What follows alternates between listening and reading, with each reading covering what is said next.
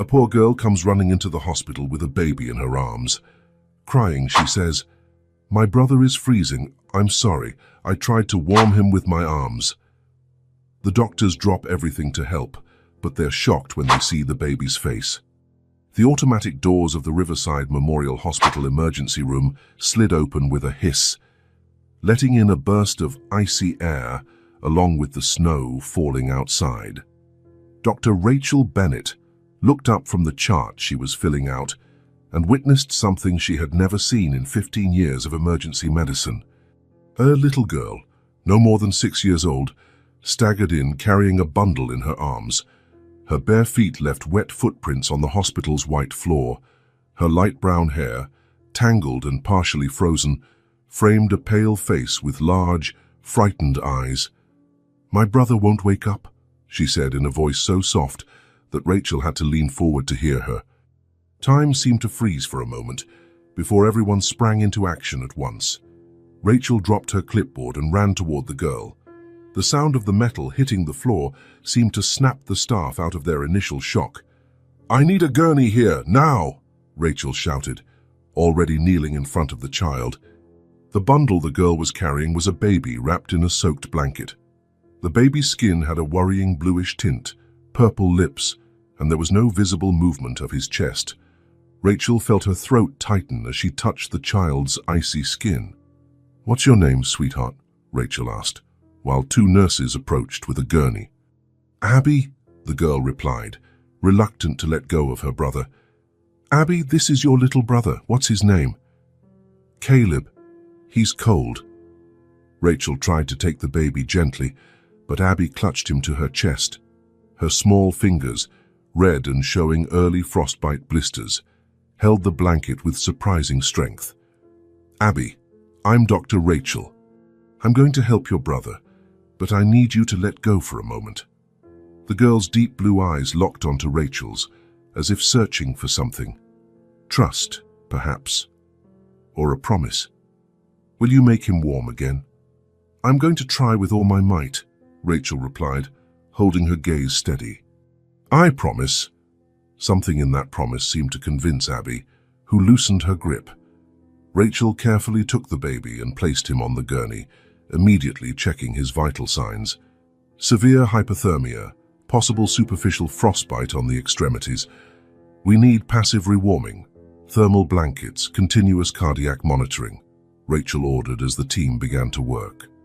"Core temperature is, oh my God, 92.3 degrees Celsius. Prepare trauma room 3. As she spoke, Rachel realized Abby was still there, watching her brother being wheeled away. Her bare feet left small puddles on the floor, and she was visibly trembling. Rachel noticed spots of blood where the girl had stepped. "Nancy," Rachel called to one of the nurses, "look after Abby as well. She needs medical attention.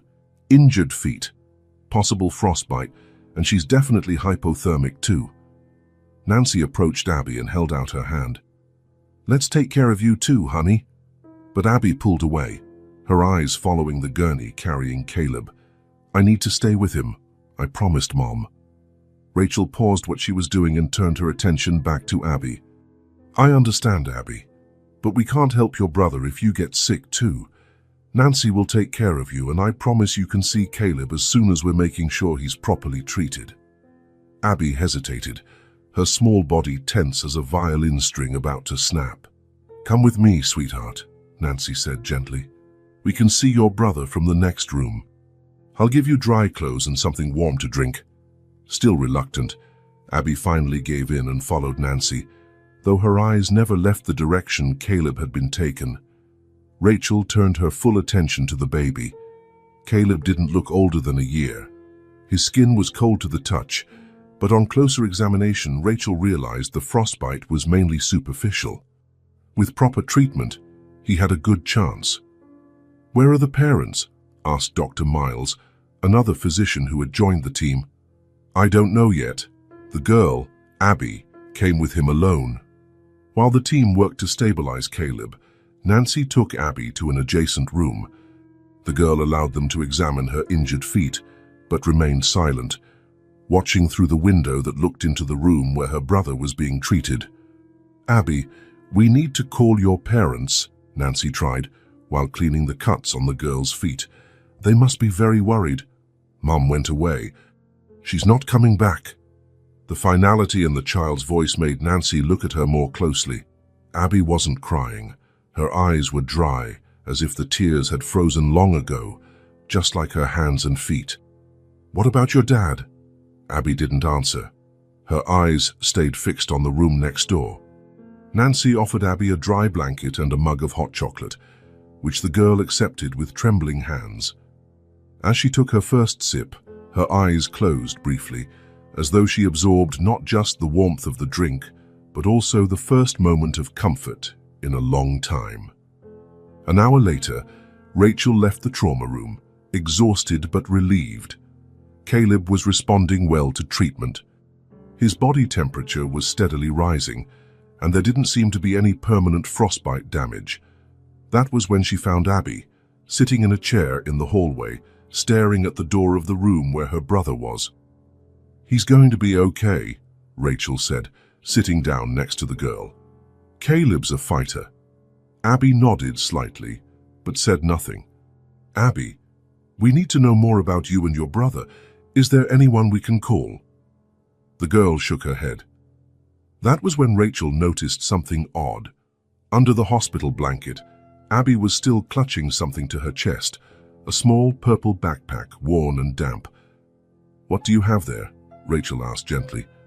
Abby hesitated before showing its contents: an empty baby bottle, a well-worn teddy bear, and a wrinkled photograph of a smiling woman holding a baby, with Abby at her side.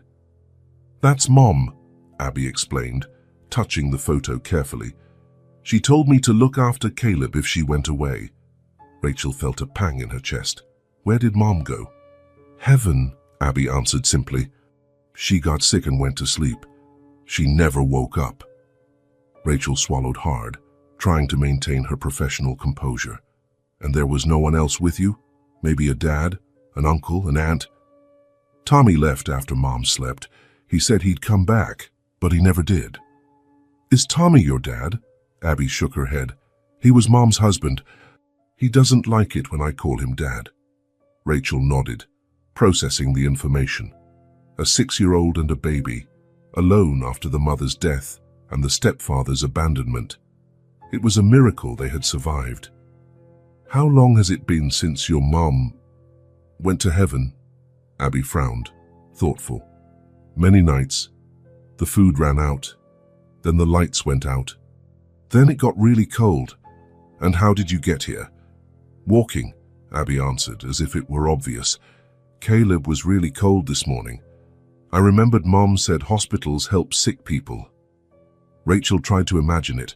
A 6-year-old girl carrying a baby through the snow, probably for miles, barefoot and barely clothed.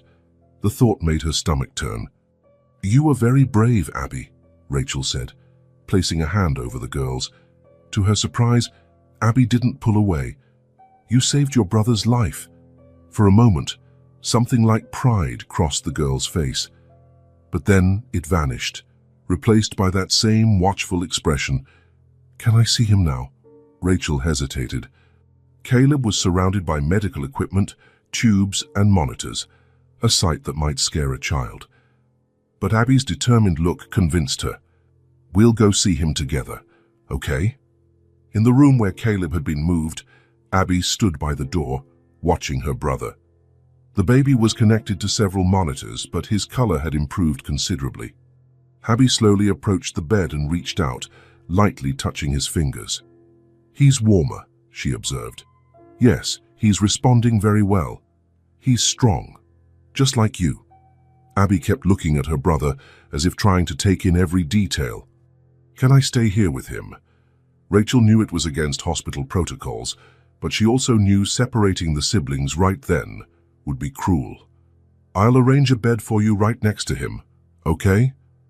Abby nodded, visibly relieved. It was then that Rachel noticed something. The girl hadn't asked when they could go home, as if there were no home to go back to. Later that night, after Rachel made sure Abby could stay in the room with Caleb, she found the girl sitting in the chair by her brother's bed. Abby hadn't slept, despite her obvious exhaustion. Rachel brought a plate of hot food, macaroni and cheese, and a few pieces of chicken, and placed it on the small table next to Abby. "You need to eat so you can be strong," Rachel said. Abby looked at the plate with wide eyes, as if she had never seen so much food at once. "Can I save some for Caleb?" Rachel felt another twist in her heart. "Caleb's getting nutrition through that tube. See?" She pointed to the feeding line. "He's getting everything he needs. This food is just for you."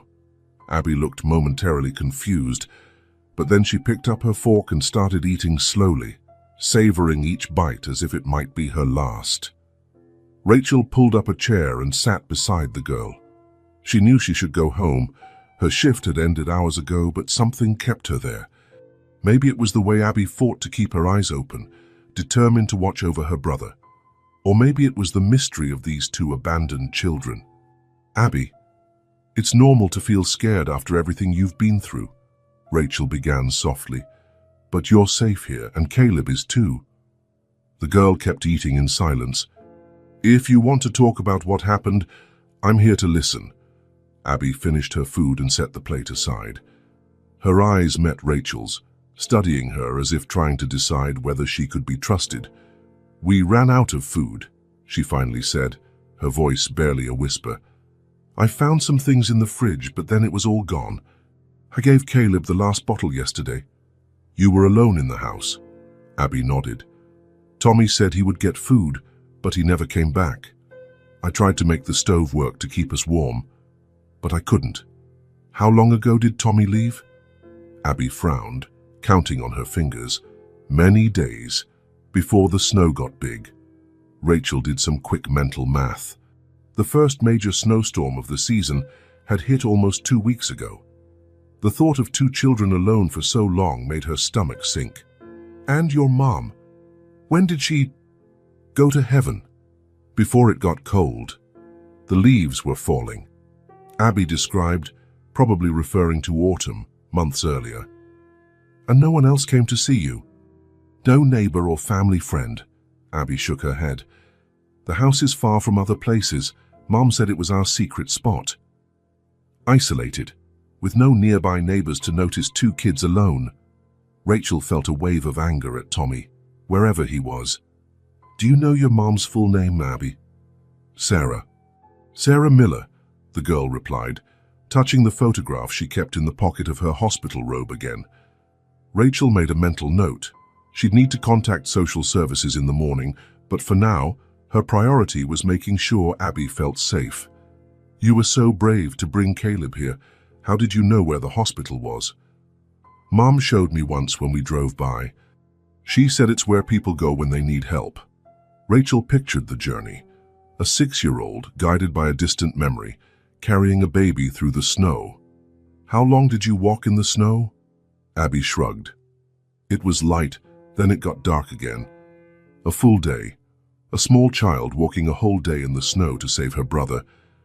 You must be very tired, Abby. Why don't you try to sleep a little? I'll keep an eye on Caleb." Abby shook her head firmly. "I promised Mom I'd take care of him. And you did. You did really well. But even caregivers need rest sometimes." The girl seemed to consider this, but her eyes soon returned to her brother. "What if he wakes up and doesn't see me?" "I'll wake you right away if he shows any sign of waking up, I promise." Abby looked at Rachel for a long moment, as if weighing whether she could trust that promise. Finally, she nodded and settled on the cot that had been set up for her, eyes still fixed on Caleb. Rachel pulled the blanket over Abby and watched as the girl battled sleep. It was clear she had taken on the role of protector from a very young age, maybe even before her mother's death. "Rest, Abby. You and Caleb are safe now." The girl's eyes finally closed, though her body remained tense, ready to wake at the slightest threat. Rachel stayed seated between the 2 children, watching the monitors that showed Caleb's gradual recovery. Outside, snow continued to fall, covering the footprints Abby had left during her desperate journey to the hospital. Rachel gazed through the window into the darkness dotted with white flakes, wondering what had happened in that isolated house. And more importantly, What would happen to these two children now? One thing she knew, she wouldn't leave their side anytime soon. There was something about this brave little girl and her baby brother that touched a part of Rachel she thought she had buried years ago, a need to protect, to care, to shelter. As she watched Abby finally surrender to sheer exhaustion, Rachel made a silent decision. These kids would not be alone again, not if she could help it. 3 days had passed since Abby and Caleb arrived at the hospital. The baby's condition was improving by the hour, his body temperature was stable, and his color had fully returned. The doctors were now monitoring his fingers and toes, concerned about potential frostbite damage, but so far it looked like Caleb would make a complete recovery. It was almost a little miracle, considering the state in which he had arrived. Rachel checked on the room more often than necessary. She had transferred several of her patients to other doctors, keeping only the most urgent cases, plus Caleb and Abby. The little girl rarely spoke, but her eyes followed every movement of the medical team like a silent sentinel. "Good morning, Abby," Rachel said, entering the room that morning. "How are you both today?"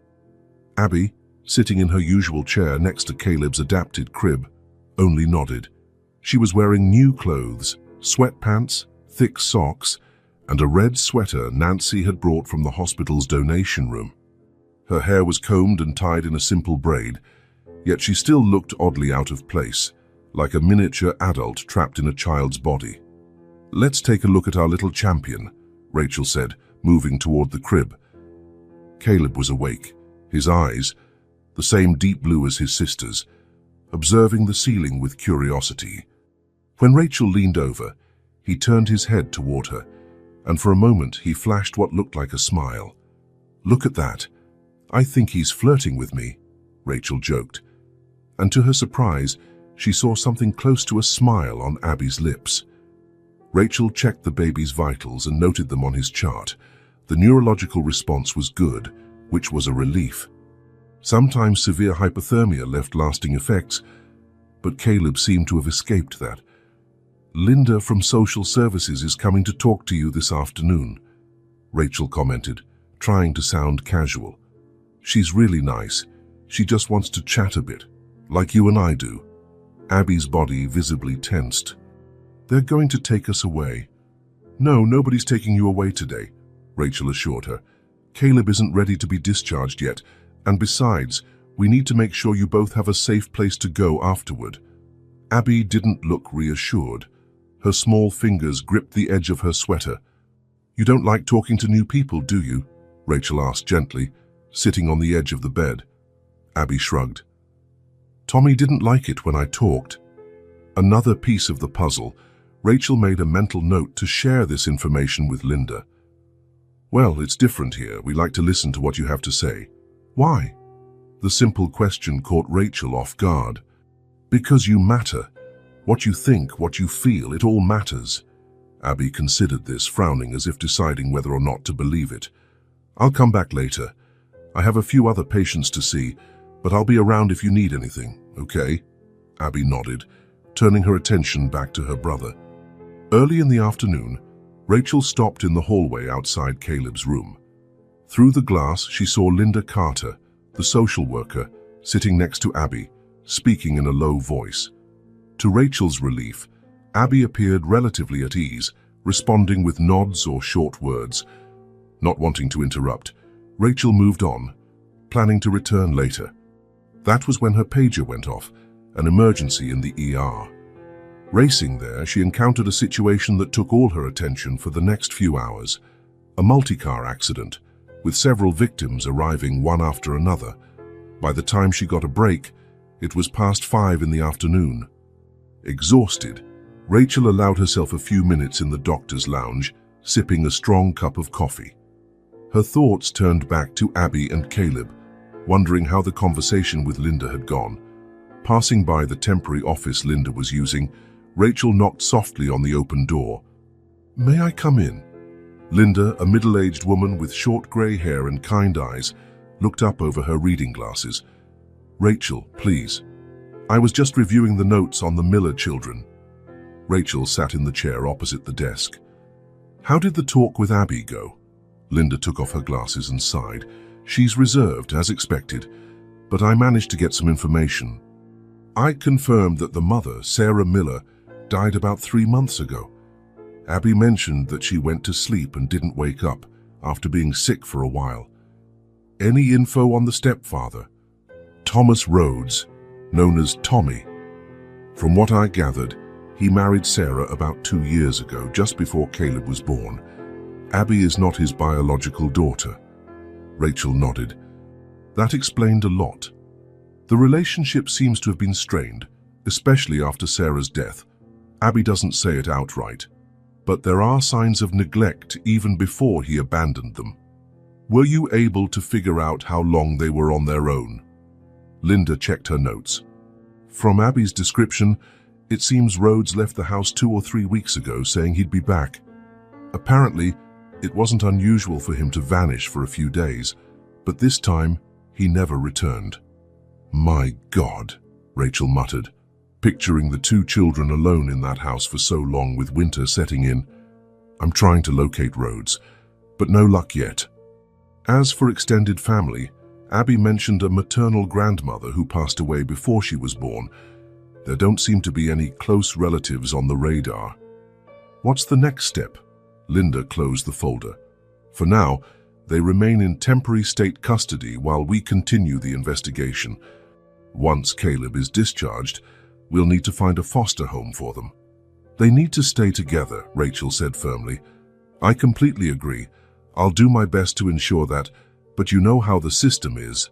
Homes willing to take both a baby and a 6-year-old at the same time aren't too common. Rachel felt her chest tighten.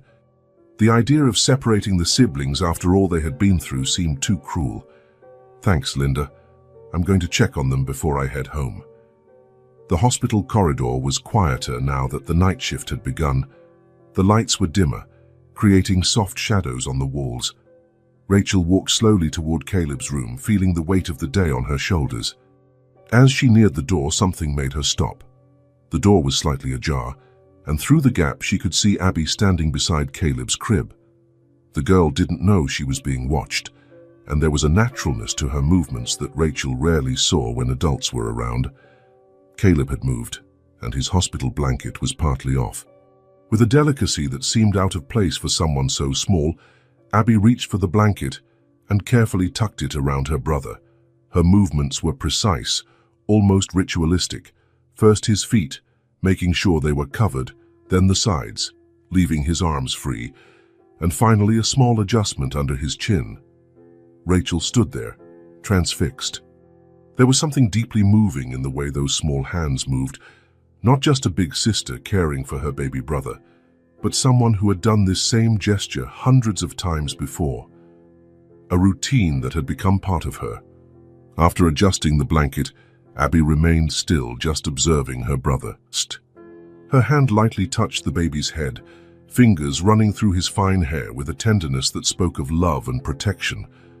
It's okay, Abby whispered to her brother. You'll be better soon, I promise. Rachel felt a lump in her throat.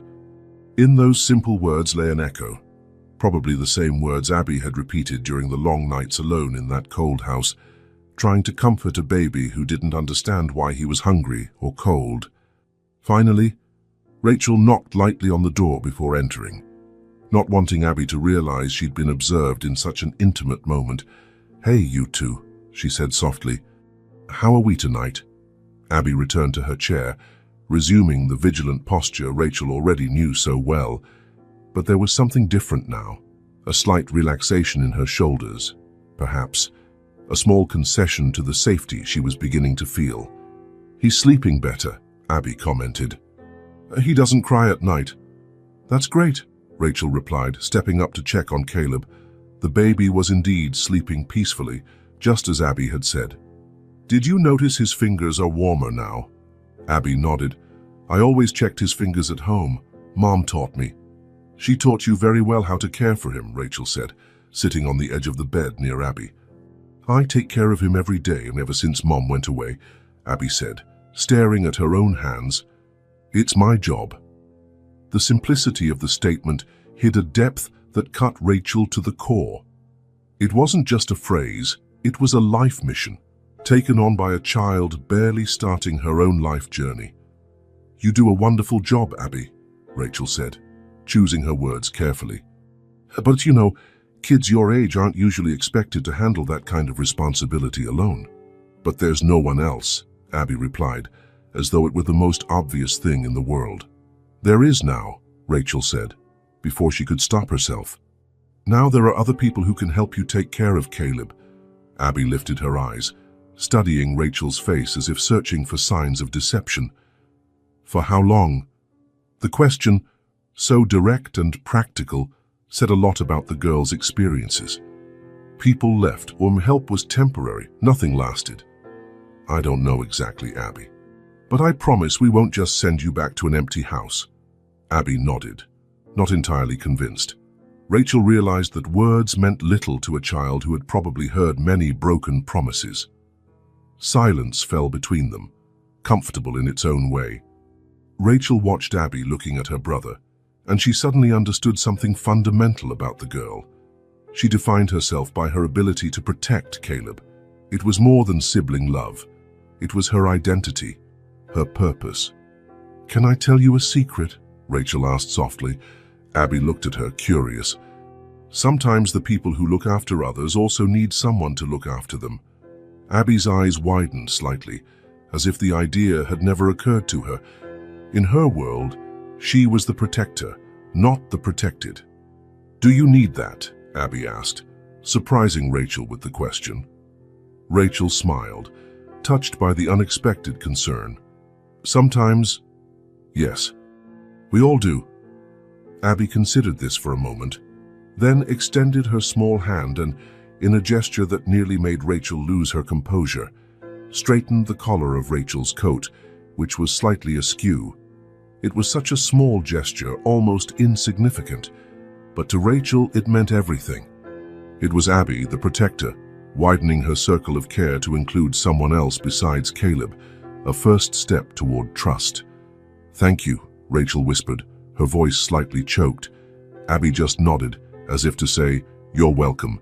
That's what we do for others." Linda Carter parked her Honda Civic in the lot reserved for Department of Social Services employees. It was still early, just past 7 in the morning, but she wanted to arrive before the day's activities began. She couldn't get the Miller children's case out of her head ever since meeting Abby at the hospital.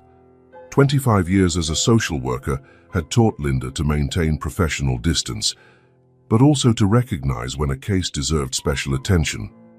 And this one definitely did.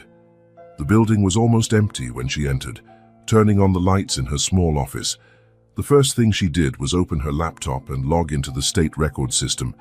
She typed Sarah Miller into the search bar, knowing it was too common a name to get straightforward results. She'd have to refine. She added the city and approximate age range, based on what she knew from Abby.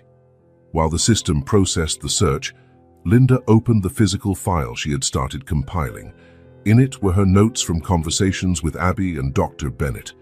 The system returned dozens of results. Linda sighed and began filtering them manually. She was looking for a Sarah Miller with a daughter named Abby, around 6 years old, and a son named Caleb, under 2. And ideally, a connection to a man named Thomas or Tommy Rhodes. After nearly an hour of methodical searching, Linda found what she was looking for. Sarah Ellen Miller, 29, married to Thomas James Rhodes 2 years ago. Mother of Abigail Miller, age 6, Dalvis, and Caleb Rhodes, 14 months. "There you are," Linda murmured, clicking on the file to see more details. The system showed that Sarah had records with the Social Services Department, having received temporary food assistance after Caleb's birth. There were also medical records. Linda clicked on them, hoping to find information on the cause of death. And there it was. Sarah Miller Rhodes had been admitted to Pine Ridge Community Hospital, a small facility about 25 miles away, 3 months earlier with severe pneumonia. She died 2 days later, leaving the 2 children under the care of her husband, Thomas Rhodes. Linda kept reading. There was a note in the system, dated 6 weeks ago, where a neighbor contacted social services on suspicion of child abandonment. When the team arrived, Thomas Rhodes informed them that his wife had recently died and he was handling the situation. The visit was recorded as inconclusive, with a recommendation for a follow-up in 2 weeks. There was no record of any follow-up. Linda felt a wave of frustration and professional guilt. The case had fallen through the cracks. Someone should have returned to that house, checked on those children. But with overloaded teams and limited resources, it happened far too often. Continuing her search, Linda found more information on Thomas Rhodes. He was 34, had a history of temporary construction jobs, and 2 previous DUIs. Nothing that automatically disqualified him as a guardian, but enough to raise red flags, especially in light of the recent abandonment. Rhodes's last recorded employment was at a local construction firm 4 months ago. After that, nothing. No unemployment benefits filed, no new job. It was as if he had vanished off the radar. Linda wrote down the family's address. It was in a rural area called Carter's Mill, an old industrial district that had turned into a sparse community with houses far apart. She decided she needed to see the place for herself.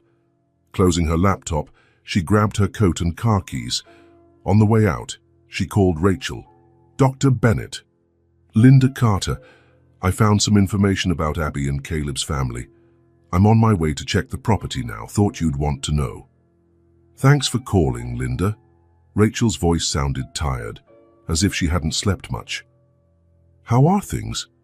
"Not great, I'm afraid. Sarah Miller, the mother, died 3 months ago from pneumonia. The stepfather, Thomas Rhodes, appears to have abandoned the kids a few weeks ago. There was a social services visit after a tip, but for some reason, no follow-up." Rachel was silent for a moment. "It's hard not to be angry at the system sometimes." "I know how you feel," Linda replied.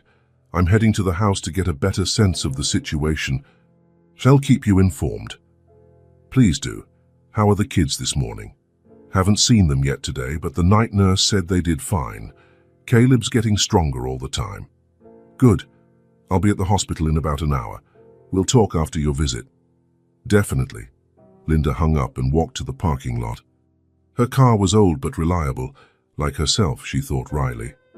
She set the GPS for the Miller Rhodes address and left. The road to Carter's Mill was narrow and poorly maintained. Linda drove slowly, avoiding potholes and watching the landscape become more rural. The houses grew farther apart, separated by patches of woodland and open fields. After about half an hour, the GPS indicated she was approaching her destination. Linda slowed down even more, looking for the house number. There was no orderly mail system in that area, just occasional mailboxes marking the entrances to properties hidden by trees. Finally, she saw a small handmade sign, "Miller." The driveway was just a dirt trail branching off from the main road. Linda turned in and followed it, feeling the car jostle as she advanced slowly. After about 200 yards, the trail opened into a small clearing where a one-story wooden house stood. The white paint was peeling, and the tiny front porch had a broken board. In the yard, there was an old swing hanging from a tree and some scattered toys, now partially covered by snow. Linda parked and sat for a moment, observing the house. The solitude of the place was oppressive. The nearest house had to be at least a mile away. It was no wonder no one had noticed 2 small children alone. Stepping out of the car, the silence hit her. The only sounds were the wind in the trees and a distant creaking, probably a loose window or a rusty hinge. Linda approached the house with a growing sense of apprehension. The front door was locked, but Linda knew she needed to check inside. As a social worker with legal authorization in suspected child abandonment cases, she took out a basic lockpick set, a sad necessity in her line of work. After a few minutes of attempts, the lock gave way. Linda pushed the door open, which creaked loudly. The smell was the first thing that hit her, a mix of mold while rotting food and the unmistakable odor of a house that hasn't seen cleaning or fresh air in weeks. Linda covered her nose and mouth with her coat sleeve and stepped in. The living room was in a state of controlled chaos. There were children's toys neatly stacked in one corner, clearly Abby's doing, but the rest of the space showed signs of abandonment. Old newspapers were scattered. An empty whiskey bottle lay next to the couch, dirty dishes on the coffee table. Linda pulled out her phone and began taking methodical photos. Each image would serve as evidence in the custody process that now seemed inevitable. The kitchen told an even more disturbing story. When Linda opened the refrigerator, she found only a few items: a gallon of milk turned solid, rotting vegetables in the bottom drawer, and a few cans of beer. In the cupboard, there were empty cereal boxes, as if someone had tried to extract every last crumb. Some canned goods, beans, corn, soup, were lined up on a shelf, all partially opened and empty. Linda imagined Abby, so small, trying to reach those cans, opening them with difficulty, rationing the contents for herself and her brother. On the counter, there was a baby bottle with traces of powdered formula still inside, next to a small saucepan. Without electricity, Abby probably couldn't heat the water properly for her brother's milk. Linda continued her examination, moving on to the bedrooms. The first was clearly the master bedroom, with an unmade double bed and clothes scattered on the floor. There was a strong smell of cigarettes and several empty liquor bottles on the nightstand. Linda opened the drawers. Most were empty, suggesting Tommy had taken his belongings before leaving. The next room was small, with 2 beds. One was clearly Abby's, covered with a faded princess comforter and some stuffed animals neatly arranged on the pillow. The other bed was smaller, more like a makeshift crib, with side railings made of boards tied to the bed frame. On it lay a tiny mattress covered by several layers of blankets, but next to this improvised bed, Linda found the scene that struck her most: a small child's chair, perfectly positioned, with an open storybook on it, as though Abby had spent hours sitting there, watching her brother sleep. In the small closet, Abby's clothes were folded with surprising care for a 6-year-old. Caleb's clothes were equally organized in a plastic bin. Linda noticed there were very few pieces, especially concerning given the harsh winter. Moving on, Linda found the bathroom. The tub had marks of recent use, with a small toy bucket next to it, likely used by Abby to fetch water when there was no electricity to pump it. There was an almost empty bottle of baby soap and a towel hanging still damp. Returning to the living room, Linda noticed a detail she had missed before. On the wall, several framed photographs. Most showed a young, pretty woman, Sarah, Linda assumed, at different moments with Abby. In some more recent photos, there was also the baby Caleb. Thomas Rhodes appeared in only a few images, always with a distant expression. One photo in particular drew her attention. It seemed recent, probably taken a few months earlier, showing Sarah sitting on a chair on the porch, Caleb in her lap and Abby by her side. They were all smiling, but Sarah looked pale, already showing signs of the illness that would take her shortly afterward. Linda felt her eyes fill with tears. In her years of work, she had seen many difficult situations, but the resilience shown by Abby, a 6-year-old child caring for a baby in an isolated house in winter without heat or proper food, was both extraordinary and devastating. She took a few more photos, then sat on the couch for a moment, letting the weight of the situation sink in. The silence of the house seemed to amplify the absence of its inhabitants, especially the children who, against all odds, had survived there for weeks. Before leaving, Linda spotted something under the couch, a small notebook. Picking it up, she saw it was some kind of diary, written in the awkward scrawl of a child learning to write. On the first page, in large, uneven letters, Abby Miller. Linda hesitated before looking further. It was something private, but it might hold important clues about the children's situation. Deciding it was necessary, she flipped through a few pages. Most contained drawings, stick figures representing Abby, her mom, and baby Caleb. Some had dates written on top, showing that Abby had kept the notebook updated even after her mother's death. The most recent entries were mostly tally marks, vertical lines grouped in sets of 5, as if Abby were counting the days. On the last used page, there was a simple drawing, two stick figures holding hands, labeled ABY and Kale, walking toward a large building Abby had labeled as Hospital. Below, in uneven letters, Caleb, very cold, we go get help. Linda closed the notebook and carefully placed it in her bag. It was another piece of the puzzle, further confirmation of the story Abby had told, and of the incredible maturity and courage she had shown. Before leaving, Linda took one last look around the house. It was hard to imagine any child growing up happily in such an isolated place, especially during those chaotic final months. And yet, there were signs of love, the photos on the wall, the neatly arranged toys, the care Abby showed her brother. Locking the door behind her, Linda made a mental note to arrange for someone to come back and collect the children's personal belongings, especially the photos, which would be crucial in maintaining their connection to the past. Back in the car, she took several deep breaths before starting the engine. The emotional impact of visiting the house was strong, even for someone with her experience. Now she fully understood the situation, and her determination only grew stronger. Abby and Caleb deserved much more than that abandoned house. They deserved a real chance at normal childhoods, with adults who genuinely cared. Linda pulled out her phone to call Rachel but hesitated. Instead of simply reporting what she had seen, she decided it would be better to show her. Taking out her phone again, she selected some of the most telling photos from the house and sent them to Rachel with a simple message. Visit done.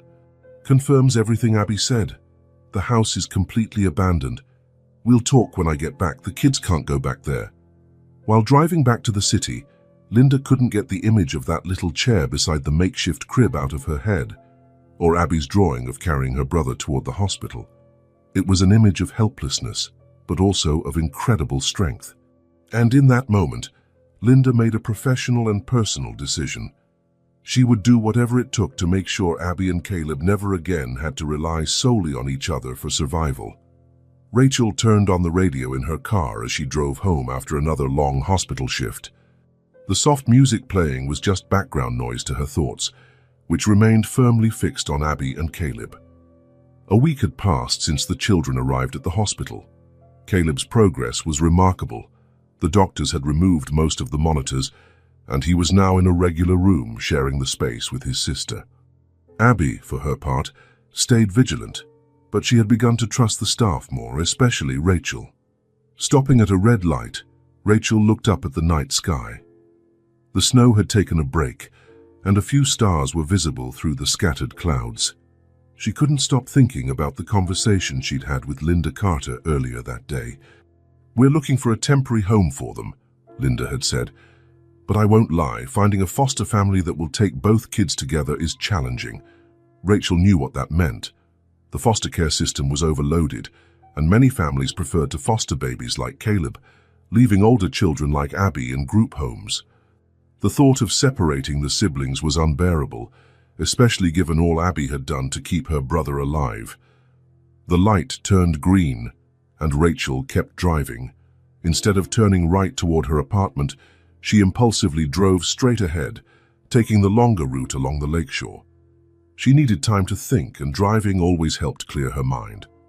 When she finally arrived at her apartment, Rachel felt physically and emotionally drained. She dropped her bag on the couch and walked to the window overlooking the city. The lights in other buildings glowed in the night, each one representing other lives, other stories. Almost without realizing it, her fingers found the small locket she always wore around her neck, hidden under her blouse. She removed it and looked at the delicate silver piece, opening it as she had done countless times before. Inside, a date was engraved, 06-17, followed by tiny baby footprints. Rachel felt the familiar lump in her throat. 6 years ago, almost 7. She had been 32 at the peak of her career as an ER doctor and 4 months pregnant.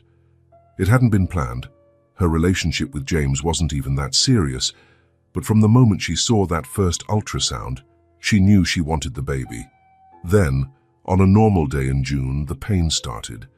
Pain she recognized immediately as a doctor. By the time she reached the hospital, it was too late. "These things happen," her colleagues had said, trying to comfort her. "There was nothing you could have done."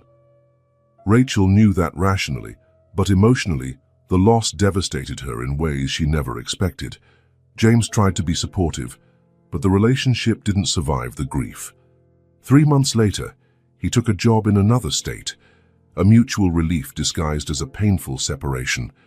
The locket was a gift she'd given herself on what would have been the baby's due date, a way to remember, to acknowledge that tiny life, however brief, mattered. Rachel closed the locket and tucked it back under her blouse. Something about Abby touched her profoundly, beyond professional compassion or admiration for the girl's bravery. It was as if, somehow, Abby represented the daughter Rachel had never had the chance to know. "Ridiculous," Rachel muttered to herself, walking into the kitchen to make some tea. She already has a mom. She had a mom. But as the kettle boiled, the images Linda had sent from the Miller house came flooding back. The small chair by the makeshift crib, the notebook of drawings, the empty cupboards, the way Abby had assumed responsibilities no child should ever have to. The kettle's whistle snapped her out of her thoughts. Rachel prepared her tea and took the mug to her bedroom. On her nightstand was a stack of charts she'd meant to review, but instead she picked up her tablet and began browsing social services websites and foster care requirements. 2 hours later, her tea was cold and untouched, but Rachel had made a decision that, in some way, felt inevitable from the moment she saw Abby carrying Caleb through the snow. The next morning, Rachel arrived at the hospital earlier than usual. She stopped at the cafeteria and bought hot chocolate and a blueberry muffin. She'd noticed it was Abby's favorite, before heading to the children's room. As she approached the door, she heard a sound that made her stop. Laughter. Not a restrained chuckle or a polite smile, but genuine, carefree, childish laughter coming from inside the room. Peeking through the window, she saw Abby sitting on the bed with Caleb, showing him a picture book one of the nurses had brought. The baby clapped enthusiastically, and Abby laughed every time he did. For a moment, Rachel just watched, not wanting to interrupt that rare moment of unburdened joy. They were just 2 kids playing, as they should every day, not a 6-year-old carrying the weight of the world on her shoulders. Finally, she knocked lightly on the door and entered. Abby's smile faded slightly, a conditioned reflex Rachel had noticed whenever an adult walked in, but it didn't disappear entirely. "Good morning, you two," Rachel said cheerily. "I brought hot chocolate and a muffin for a certain young lady I know." Abby's eyes lit up, but she glanced at her brother before accepting the treat. "Can Caleb eat muffin too?" "He likes it when I give him little pieces," Rachel smiled, noting how Abby always thought of her brother first. "I think a little piece without the berries is fine, but let's check with the nutritionist later. Okay, he's starting solid foods again." Abby seemed satisfied with that answer and took the muffin, immediately separating a tiny piece for her brother. Rachel sat in the chair beside the bed, watching the interaction between the siblings. Caleb opened his mouth like a little bird, trusting fully that his sister knew what was best. The bond between them was almost tangible. "Abby," Rachel began, choosing her words carefully, "you and Caleb are feeling better now, right?" The girl nodded, licking a bit of frosting off her fingers. "Soon, Caleb will be ready to leave the hospital, and you will too." Abby's body went tense immediately, her eyes seeking Rachel's, full of apprehension. The unspoken question hung between them. Where would they go? "Linda, the lady who talked to you, is looking for a good place for both of you. A place where you can stay together and be safe." "Can't we go back home?" Abby asked in a small voice. Rachel gently shook her head. "No, sweetheart. The house isn't safe for you now, especially with no grown-ups around." Abby lowered her head, taking in the information. She didn't seem surprised. She probably already knew they couldn't go back, but the confirmation was still hard. "Are they going to separate us?" The question came out almost as a whisper. "No," Rachel replied firmly. "Linda and I are working to keep you together. I promise." Abby studied Rachel's face, trying to see if this was just another empty adult promise. Rachel held her gaze, letting Abby see her sincerity.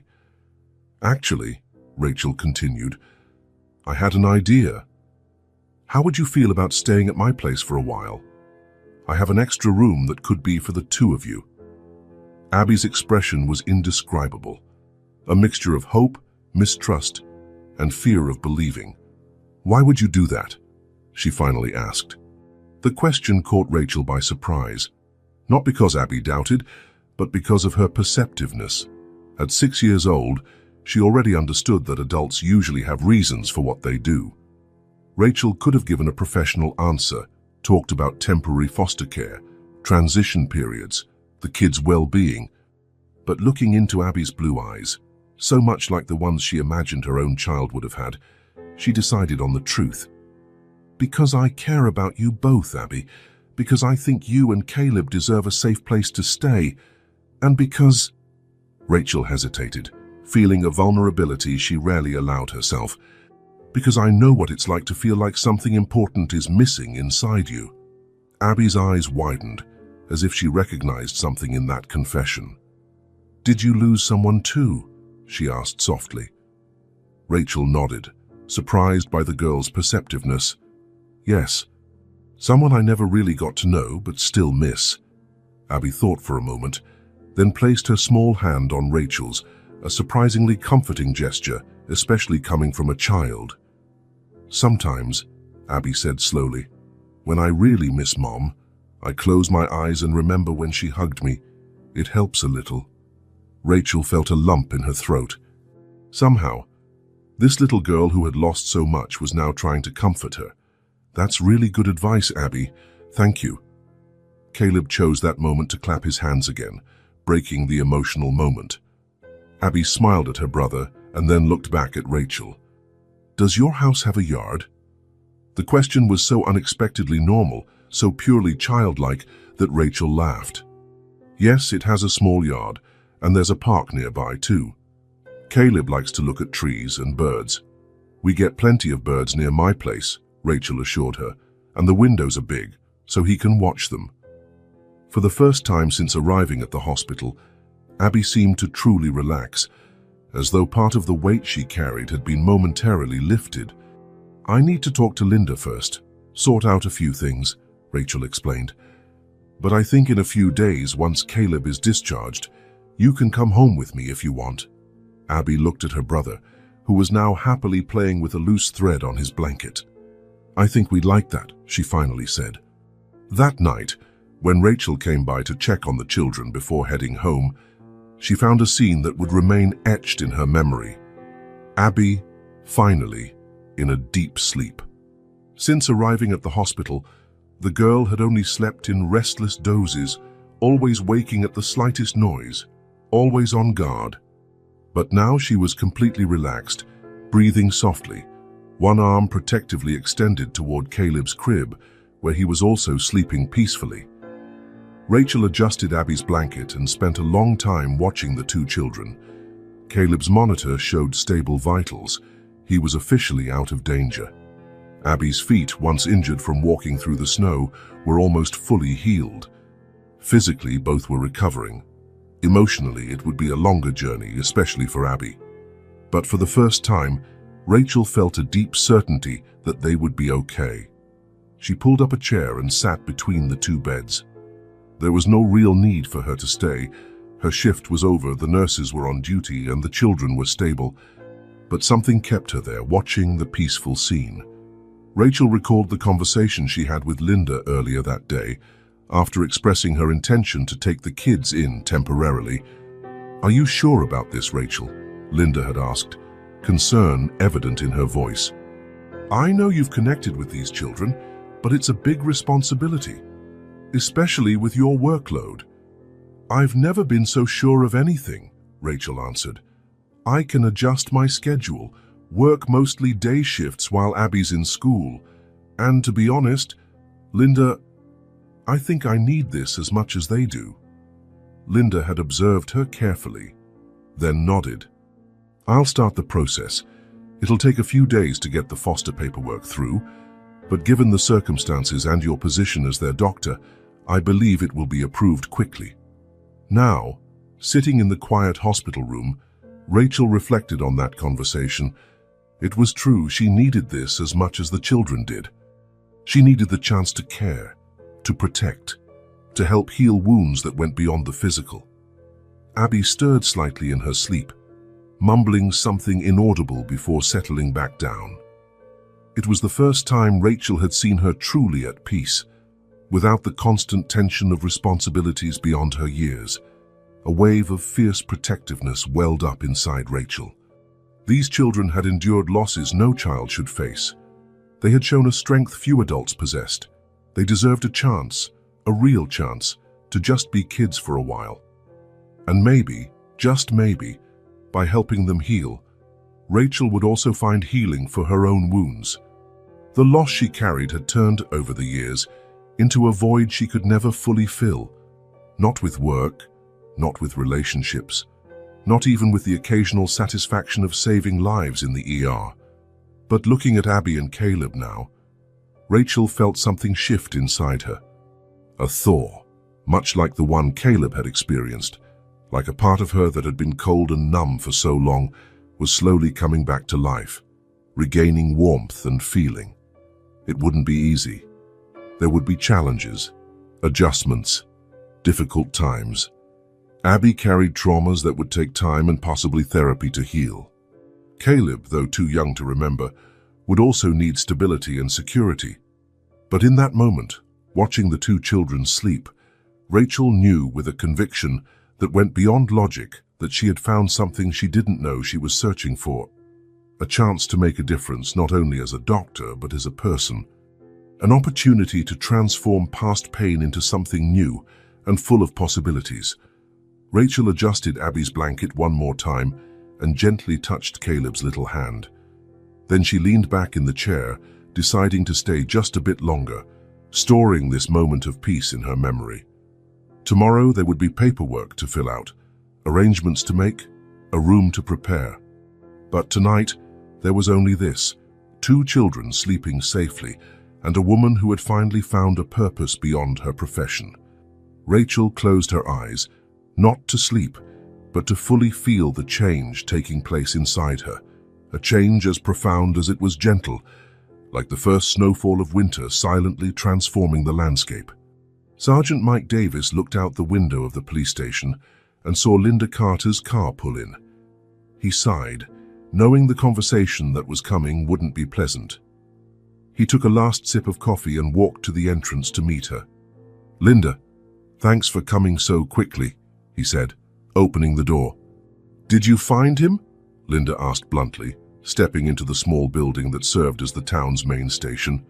"Yes, in a bar on the outskirts of the highway. Apparently, he's been sleeping in the back storage room for the past few weeks, doing odd jobs in exchange for booze and a place to sleep." Linda shook her head. "What's the situation now?" "See for yourself," Mike said, leading her down the corridor to the interrogation room. Through the observation window, Linda saw Thomas Rhodes seated at a metal table. His hair was disheveled, his beard unkempt, and his clothes looked like they hadn't been changed in days. Even from behind the glass, she could sense the smell of alcohol. "Is he sober enough to talk?" Linda asked. "More or less. We managed to get him to understand we found the kids. He asked if they're alive, so that's something, I suppose." Linda took a deep breath, bracing herself. "All right, let's go." Mike opened the door and they entered. Tommy looked up, red-eyed, frowning. "You're not a cop," he said to Linda, his voice hoarse. "No, Mr. Rhodes. I'm Linda Carter, from Child Protective Services. I'm handling your children's case." "They're not my kids," Tommy muttered. "Just Caleb is, and I'm not even sure about that." Linda felt a stab of anger, but kept her face neutral. Professionalism above all. "Mr. Rhodes, Abby and Caleb were found nearly 2 weeks ago. Abby managed to carry her baby brother to the hospital after days alone at home, without proper food or heat, in the middle of winter." Tommy shrugged. "Smart girl. I knew she'd figure something out." The casualness of the response made Linda clench her fists under the table. "Mr. Rhodes, you abandoned 2 small children. That's a crime." "I didn't abandon anyone," he protested, sitting up in his chair. "I went looking for work. I told Abby I'd come back. You left over 3 weeks ago." "Lost track of time," Tommy mumbled, staring at the table. "Things has got confusing after Sarah died." "Confusing how?" "Look, I didn't ask for this, okay?" Tommy raised his voice. "Sarah and I were fine, just the 2 of us. Then she shows up pregnant, and there's the girl who never liked me. Then Sarah gets sick, and suddenly I'm stuck with 2 crying kids all the time." "So you decided to leave," Mike interjected. "It wasn't like that." Tommy slammed the table. "I was going to come back. I just needed some air to find some money." "And where's that money?" Linda asked. Tommy looked away. "I had setbacks." "Setbacks in the shape of a bottle, I imagine?" The man didn't answer.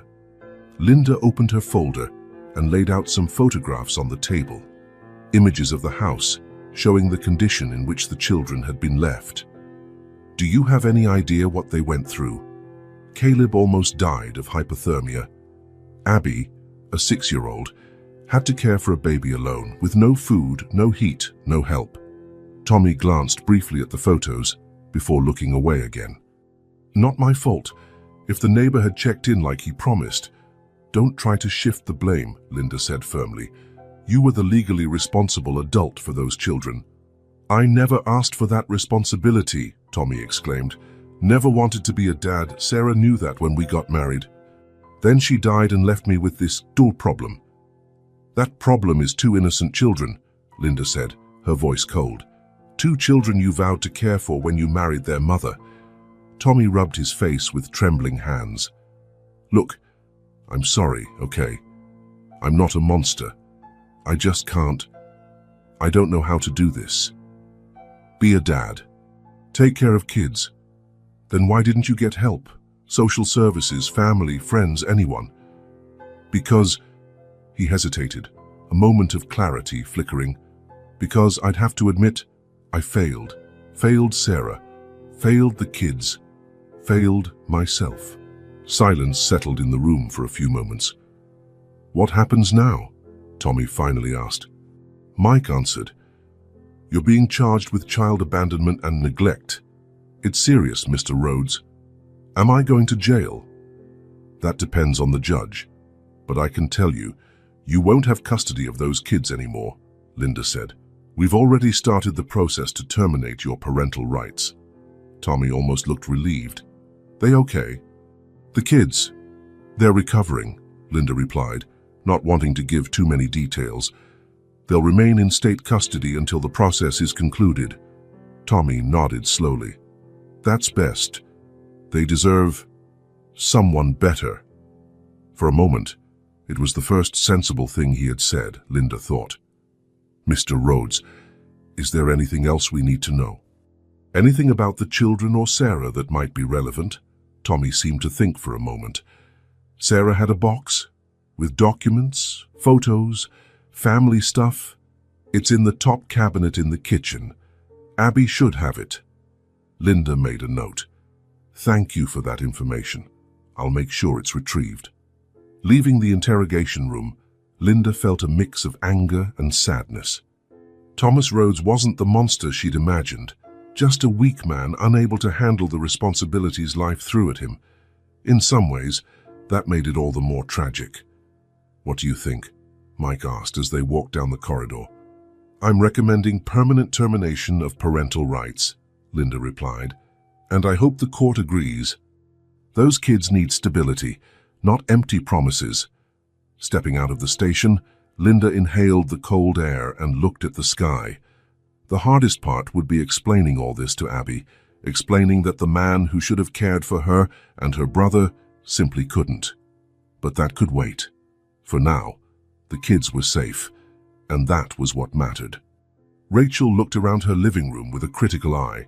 There were stacks of medical journals in the corners, a half-wilted plant on the windowsill, and a decor that could best be described as functional.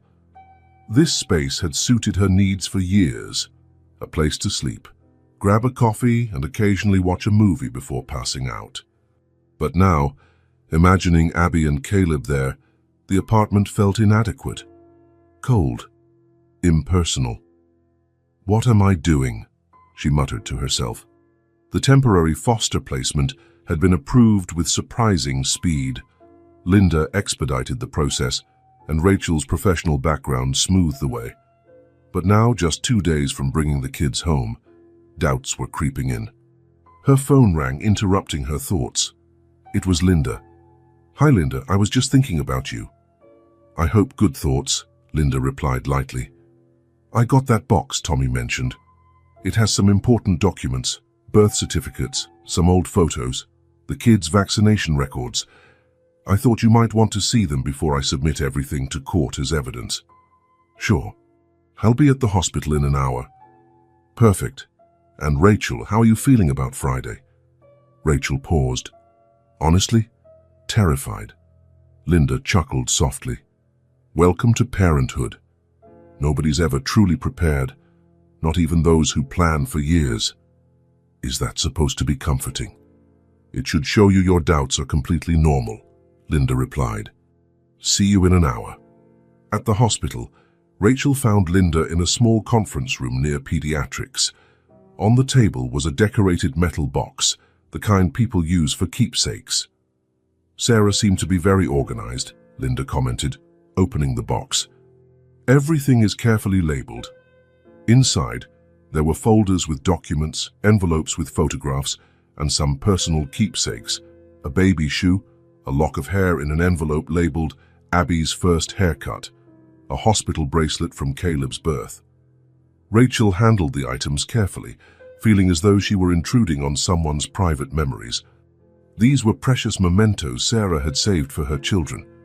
"I found something that might be important for you to see," Linda said, handing a folder to Rachel.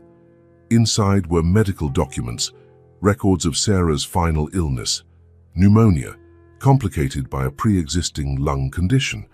The notes indicated she had sought treatment late, likely due to inadequate insurance. By the time she was hospitalized, the infection was too advanced. "She tried to treat herself at home," Rachel murmured, reading the doctor's notes. "Probably to save money." "And to avoid worrying the kids," Linda added. From what Abby said, Sarah kept up their normal routine until just a few days before she was hospitalized. A mom trying to protect her children to the very end. Rachel felt a tightness in her chest. Abby hadn't just witnessed her mother's death, but likely her silent suffering for weeks. "Rachel," Linda said gently, "I know you've decided to foster the children temporarily, but I want you to know there's another option if you're interested." Rachel looked at her, intrigued. "Tommy's parental rights will almost certainly be terminated, considering the documented abandonment and neglect. Once that happens, the children will be legally available for adoption." Rachel felt her heart race. "You're suggesting that I'm not officially suggesting anything," Linda clarified quickly, "just presenting all the possibilities. Foster care can last up to 12 months, sometimes more. But eventually, we'll need to find a permanent home for Abby and Caleb." Rachel fell silent, absorbing the information. Adoption.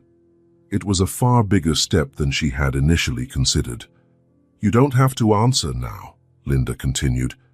"In fact, it's better that you see how fostering goes first, see what daily life with the children is like. Adoption is, well, it's forever." "Forever," Rachel repeated softly.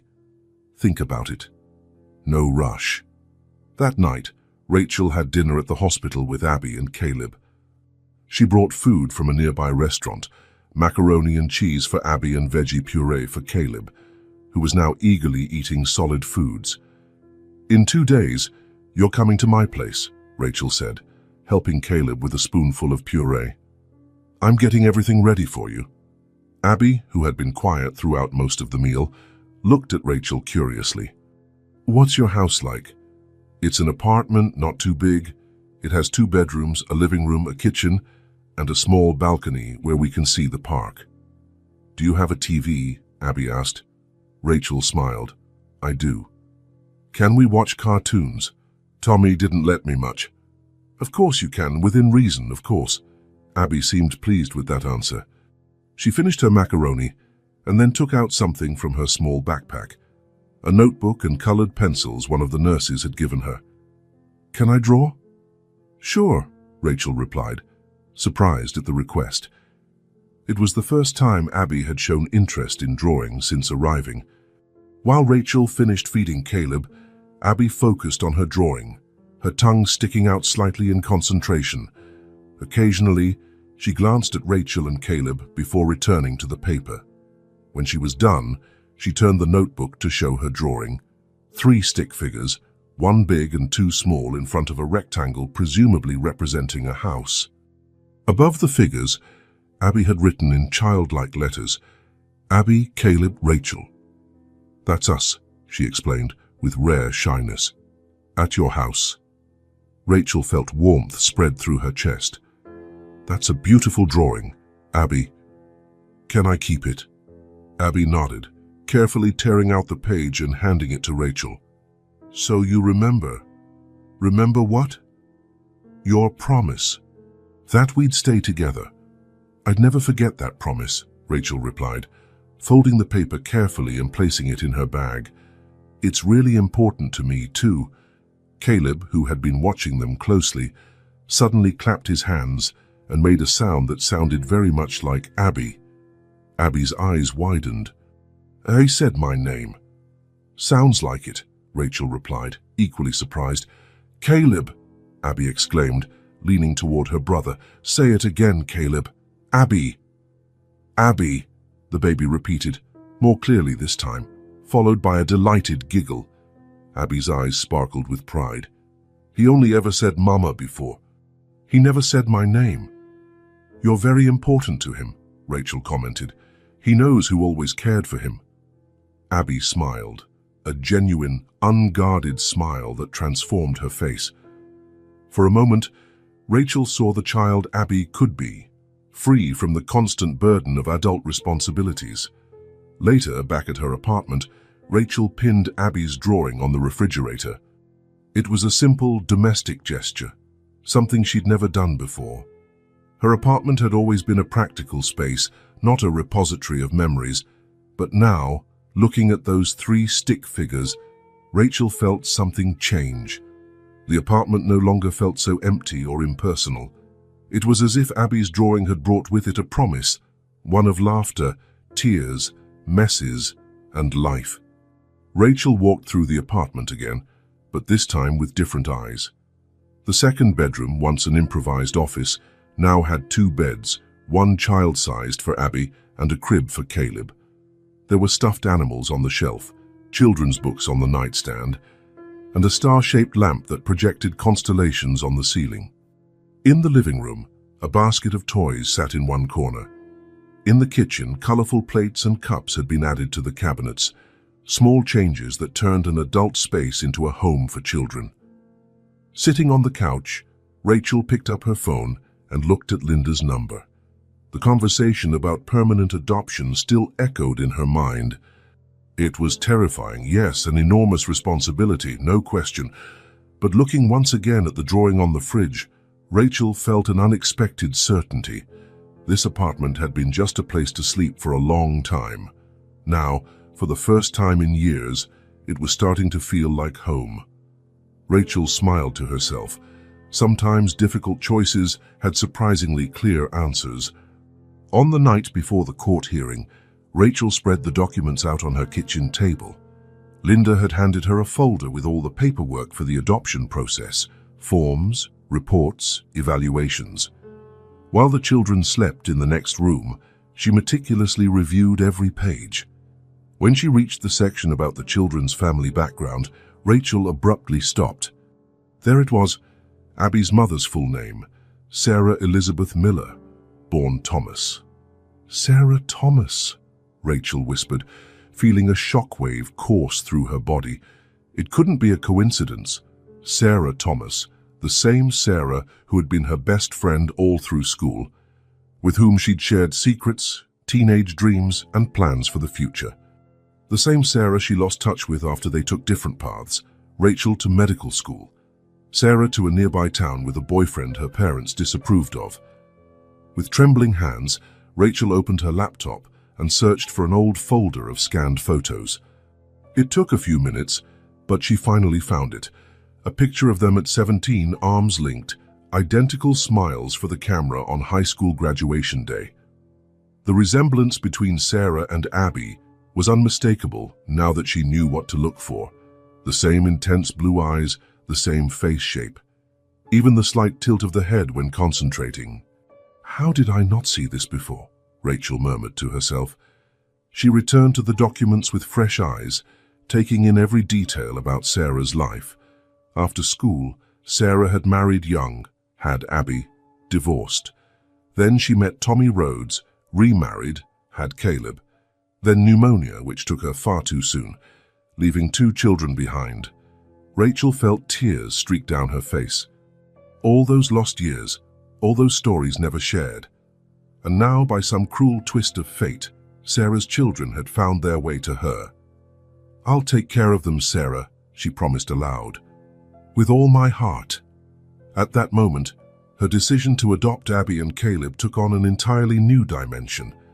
It was no longer just about offering a home to 2 needy children. It was also about honoring the memory of someone who had once meant so much, an unexpected link to her own past. The county family court building looked even more intimidating that morning. Rachel adjusted the collar of her navy blue dress, checking once more that she had all the paperwork in order. "You okay?" Linda asked, noticing her anxiety. "So you seem more nervous than yesterday." Rachel hesitated a moment before deciding to share. "I found out something last night. Sarah, Abby, and Caleb's mother. She was my best friend in high school. We lost touch for years, and I never knew she had kids or was living nearby." Linda's eyes widened. "My God, Rachel. That's extraordinary." "I'm still processing it," Rachel admitted, "but it explains, somehow, the immediate connection I felt with the children, especially Abby." "Judge Simmons will find that significant," Linda commented. "It's not just a coincidence. It's almost like these children were meant to find you." Before they could continue talking, the courtroom doors opened. Tommy Rhodes was escorted in by an officer, looking more presentable than usual, but still uncomfortable in a borrowed suit that was too big. A few minutes later, everyone stood for the entrance of Judge Loretta Simmons, a middle-aged woman with a stern expression and kind eyes. "We are here today for the custody and adoption hearing of Abigail Miller and Caleb Rhodes," she announced, shuffling the papers before her. "Ms. Carter, please present the case." Linda rose, her posture professional and confident. "Your Honor, this case involves 2 children, Abigail Miller, age 6, and Caleb Rhodes, age 16 months, who were found in a state of abandonment and neglect after being left alone by Mr. Thomas Rhodes, Abigail's stepfather and Caleb's biological father." Methodically, Linda presented the evidence: photographs of the abandoned house, detailed medical reports of the children's conditions when they arrived at the hospital, testimonies from neighbors. Abigail, demonstrating extraordinary courage and maturity for her age, carried her baby brother for miles in the snow to get medical help, potentially saving his life. Our investigations show this was not an isolated incident, but part of a pattern of neglect that began after the children's mother, Sarah Miller, passed away 3 months prior. The judge listened carefully, occasionally taking notes as Linda laid out the case. "Over the past 2 months, the children have been under the temporary care of Dr. Rachel Bennett, who is now petitioning for permanent adoption of both. The follow-up reports, home visits, and psychological evaluations are all included in the file, and they all indicate an exceptionally positive situation." After Linda finished, the judge turned to Tommy.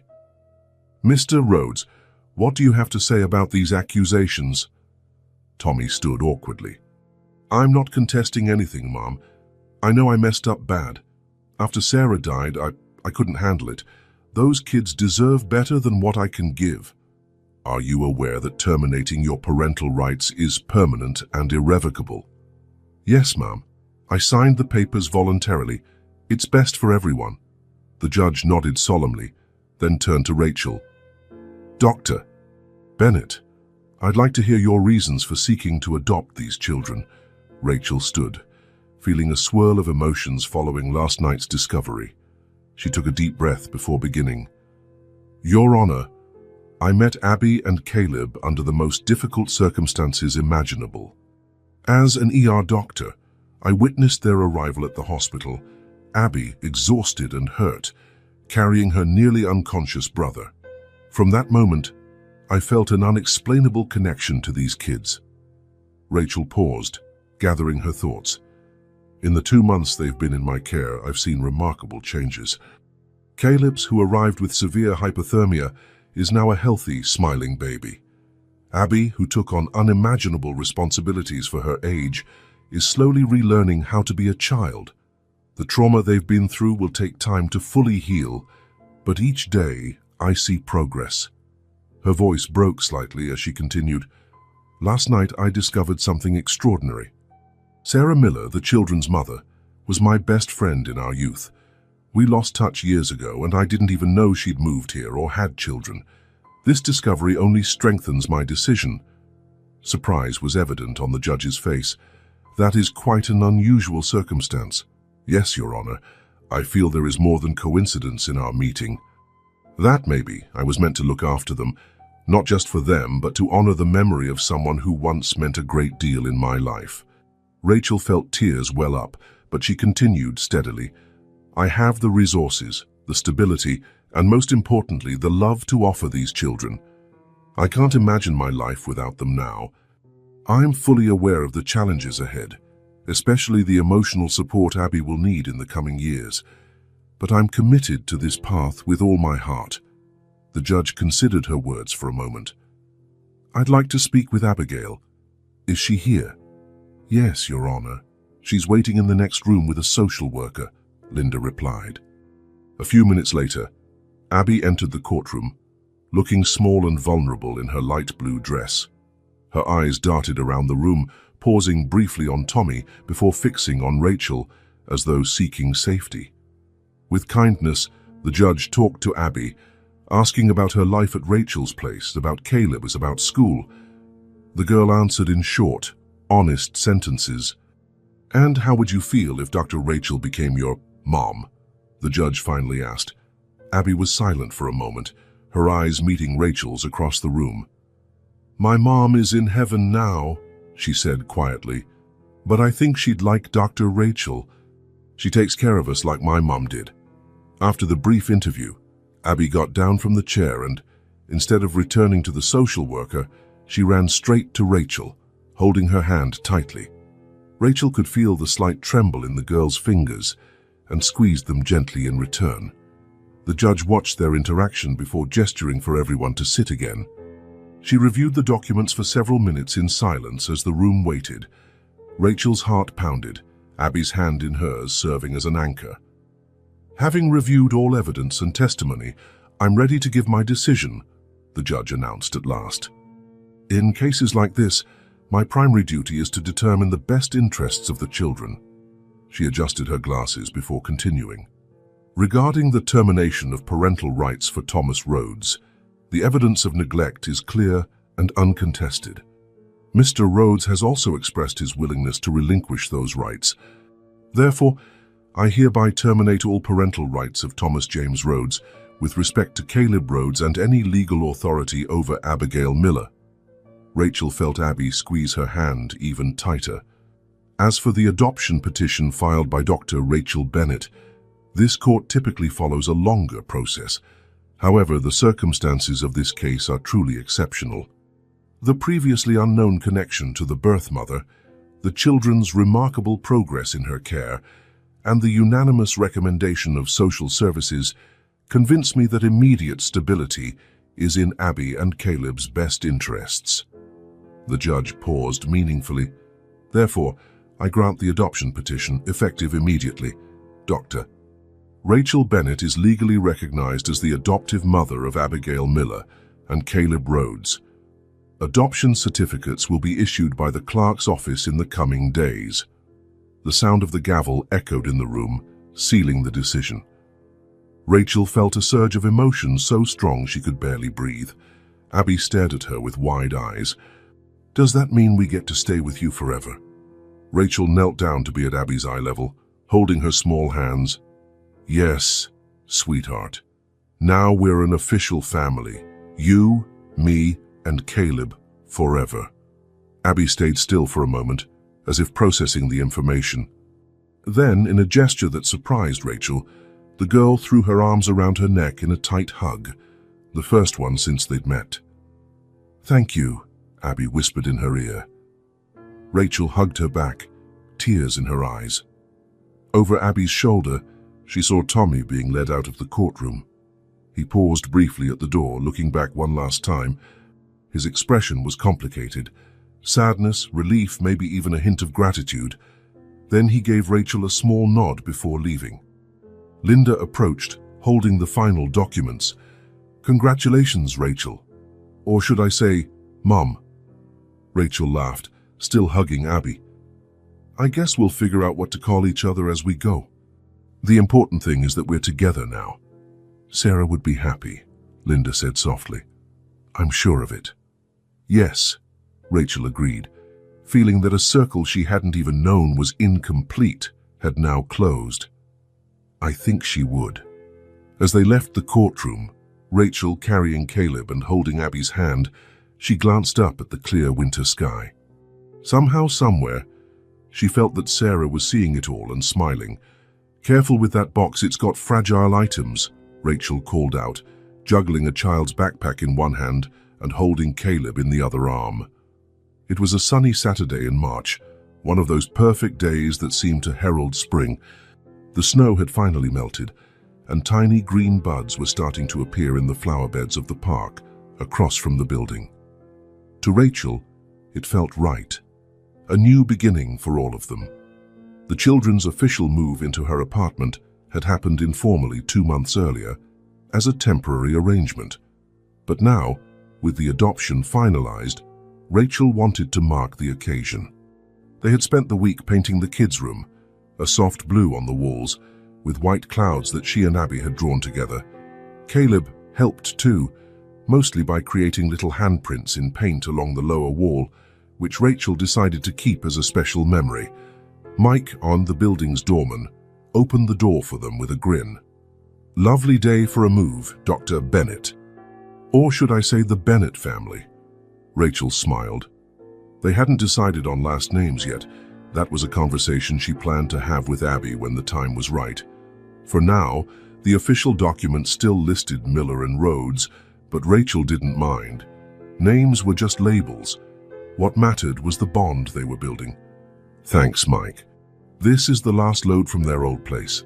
Just a few personal items Linda retrieved for us." In reality, it was more than a few items. Rachel had insisted on collecting anything that might hold sentimental value for the kids. Every photo of Sarah, some special toys and favorite clothes, and the keepsake box Sarah had kept. She wanted Abby and Caleb to have access to their previous memories, to know their story didn't just start now. Entering the apartment, they found Abby meticulously arranging a collection of children's books on the new brightly colored shelf in the living room. "We brought the last treasures," Rachel announced, setting Caleb down on the newly placed activity mat in the center of the room. Abby looked at the box curiously. "What's in there?" "Some things from your old house. Want to see?" The girl hesitated, as she always did when the past was mentioned. Then, with a small nod, she stepped closer while Rachel placed the box on the couch and began opening it carefully. "Look, Abby, these are your mum's photo albums." Abby's eyes widened at the sight of 3 leather-bound albums, her name embossed on the covers. She touched the one labeled Abby with tentative fingers. "Can we look?" she asked in a low voice. "Of course. They're yours. You can look at them whenever you want." They sat together on the couch, Abby in the middle, the album open on her lap. Caleb crawled over, curious, and Rachel pulled him onto her lap. The first page showed Sarah pregnant, beaming at the camera with her hands on her belly. The next was Abby as a newborn, tiny and red, cradled in her mother's arms. "This is you on the day you were born," Rachel said softly. "Your mum looks so happy." Abby nodded, touching the photo gently. She always said it was the happiest day of her life. Page after page, they saw Abby growing up, her first birthday, first steps, playing in the park, dressed up for Halloween. In a few photos, a man appeared who Rachel assumed was Abby's biological father, though he disappeared from the pictures when Abby was about 2. In the more recent photos, Sarah looked thinner, paler, but her smile while holding the newborn Caleb was radiant. "I remember that day," Abby said, pointing to a picture of her holding her brother for the first time. "Mom said I was the best helper in the world." "And you are," Rachel confirmed, stroking the girl's hair. "Caleb is so lucky to have you as a sister." They continued flipping through the photos for a while, with Abby occasionally sharing little stories about the moments captured. Rachel listened intently, storing every piece of information, every memory Abby was willing to share. When they reached the last page, Abby closed the album slowly. "Can we keep it in my room? I want to show Caleb when he's older." "Of course. We'll find a special place for it." The following weeks brought a routine that gradually began to feel natural. Rachel had rearranged her shifts at the hospital so she could be home mornings and evenings, hiring a trusted babysitter, Elaine, a retired lady from the next apartment, to watch Caleb during the day and look after Abby after school. Mornings were a whirlwind of packing school lunches, searching for missing socks, and trying to keep Caleb from redecorating the entire kitchen during breakfast. Rachel found she loved the chaos. It was so different from the sterile order that had defined her life before. One Tuesday, about 3 weeks after the official move, Rachel was in the kitchen making dinner when she heard a sound that made her pause. Laughter. Not just a little giggle or polite chuckle, but a genuine, uncontrollable, childlike laugh coming from the living room. Peeking through the kitchen door, she saw Abby lying on the rug, laughing uncontrollably as Caleb crawled over her, trying to grab a toy she was holding above her head. "No, you silly," Abby giggled, while Caleb babbled and tried to climb her like a mountain. "You have to ask nicely." The scene was so normal, so perfectly typical of 2 children at play, that Rachel felt a lump in her throat. All these months since meeting Abby, she had never seen her so completely carefree, so present in the moment without the constant weight of responsibility beyond her years. Rachel stood still, not wanting to break the spell. Eventually, Abby gave Caleb the toy, and he immediately stuck it in his mouth, causing his sister to roll her eyes dramatically. "Everything is a snack for you," Abby scolded him, in a perfect imitation of an exasperated adult. Noticing Rachel in the doorway, she grinned, a wide, genuine smile that lit up her face. "He thinks everything is food," Abby explained, with the seriousness of a child who's become an expert on babies. "Well, he is growing," Rachel answered, stepping into the living room and sitting on the floor with them. "How was school today?" Abby shrugged, but without the usual tension accompanying questions about school. "It was okay. We did a bean experiment in science class, and Mrs. Martinez said my family drawing was really pretty. Can I see it?" Abby nodded and got up to fetch her backpack. Meanwhile, Caleb abandoned his toy and crawled purposefully toward Rachel, using her legs for support as he tried to stand. "Look at you, standing all by yourself," Rachel exclaimed, while Caleb grinned proudly, showing off his 4 little teeth. "Soon you'll be running all over the place." Abby returned with a piece of colored paper. "Here. The teacher said we can do it however we want, because families are different." The drawing showed 3 figures under a big yellow sun. One tall with long brown hair, clearly Rachel. One shorter with braids, Abby. And a tiny one in blue overalls, Caleb. Above them, in colorful letters, was written, "My family." "It's beautiful, Abby." "Can we put it on the fridge?" Abby nodded, looking pleased, while Rachel pinned the picture to the fridge with colorful magnets, next to other artwork and doctor's appointment notes, she thought of how that simple rectangle of metal had become a collage of their life together. April arrived with frequent rain and longer days. Rachel had Abby and Caleb establish small traditions: pancakes on Sunday mornings, movie nights on Fridays with popcorn, bedtime stories every evening. At the local playground, Rachel started to meet other parents, transitioning from a single ER doctor to mother of two attracted curious looks and occasional questions, but she learned to handle them naturally. "Adoption?" one mother asked one day, while they watched Abby go down the slide. "That's unusual, isn't it? Taking in two kids at once, being single with a demanding career." Rachel smiled, watching Abby help a smaller girl climb the slide steps. "Actually, it was the most natural decision I've ever made. Sometimes families form in unexpected ways.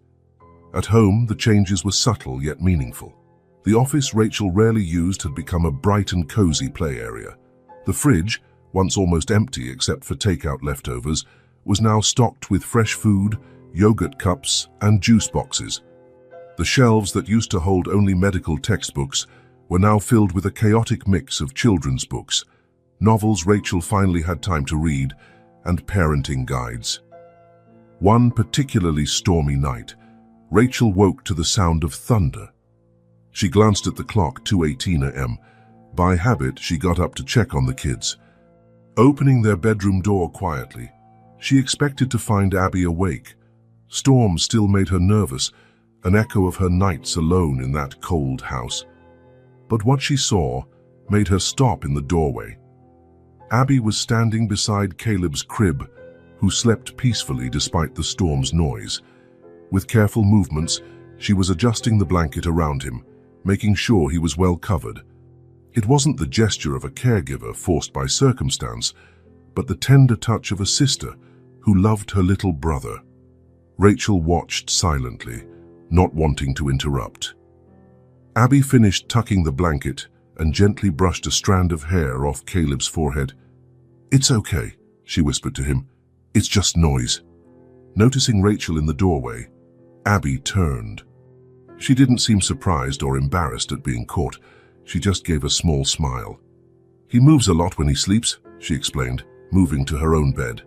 "The blanket always falls off." Rachel approached, helping Abby climb under the covers. "You're a wonderful sister, you know that." Abby nodded seriously. "Somebody has to look after him. He's still little." "And who looks after you, Abby?" Rachel asked softly, sitting on the edge of the bed. The girl thought for a moment, her eyes meeting Rachel's in the dim light from the star-shaped nightlight. "You do," she finally answered. Then, as if she'd had an important revelation, she added, "And I look after you too, right? Like when I remind you to bring lunch to work." Rachel smiled, touched by the observation. "Yes, you look after me too. That's how families work. Everyone cares for each other." Outside, the rain kept falling, but the thunder was moving away. Rachel adjusted Abby's blanket, echoing the little girl's gesture moments earlier with Caleb. "It's not cold here, Aunt Rachel," Abby said sleepily, her eyes starting to close. "Not on the inside." The simplicity of those words hit Rachel harder than she expected. She remembered that first night at the hospital, Abby exhausted and injured, yet determined to protect her brother, the bare feet and frozen hands, the watchful eyes that never really shut. "No, sweetheart," Rachel replied, her voice slightly choked. "It'll never be cold here." Abby smiled before drifting back to sleep. Her body relaxed in a way that only comes when you feel completely safe.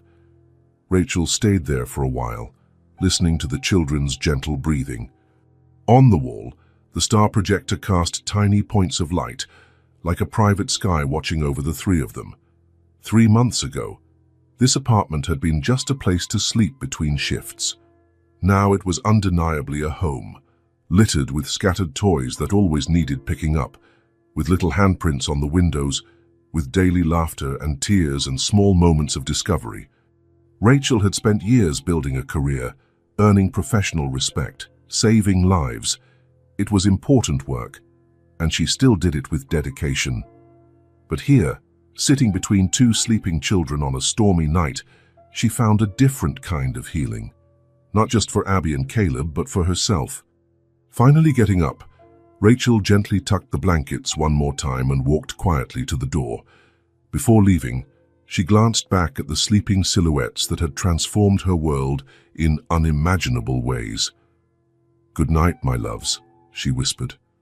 In her own room, Rachel didn't go back to bed right away.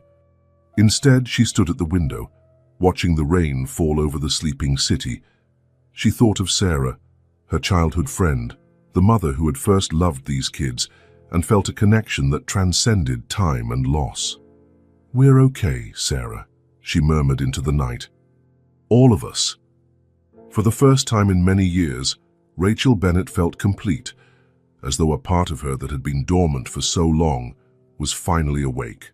She wasn't just a doctor, or just a woman, or just a long-lost friend, reunited by an extraordinary twist of fate.